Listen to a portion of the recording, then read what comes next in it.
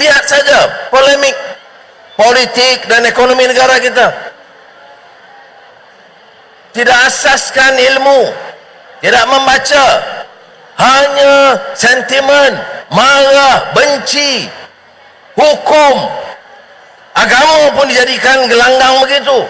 Tak setuju, kafir, munafik.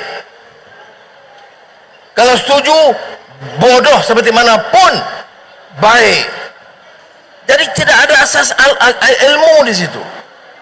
Zurinah dengan Abraham Asy'ari tadi baca tentang kehebatan dan kekuatan ilmu.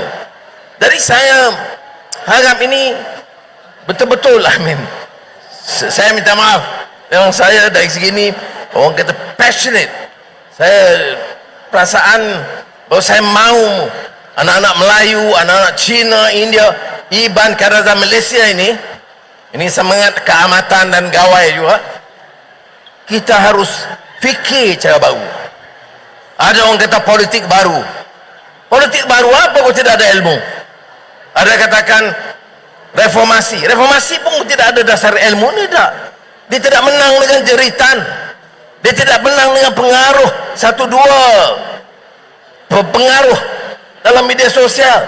Dia mesti berdasarkan ilmu. Ini cabaran kepada mahasiswa, kepada anak, kepada ibu bapa, kepada pempengaruh. Tiap orang akan dipertanggungjawabkan.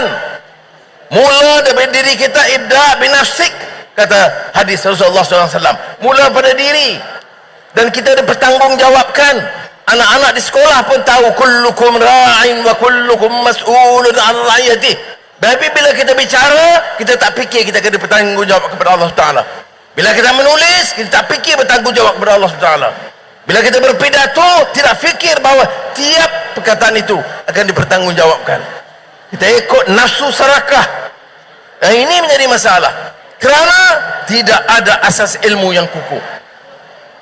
Sebab itu saya minta rakan-rakan gerakkan satu ini, barulah dikatakan pembaharuan dan islah mastata' yang sesungguhnya. Ada hasrat begini.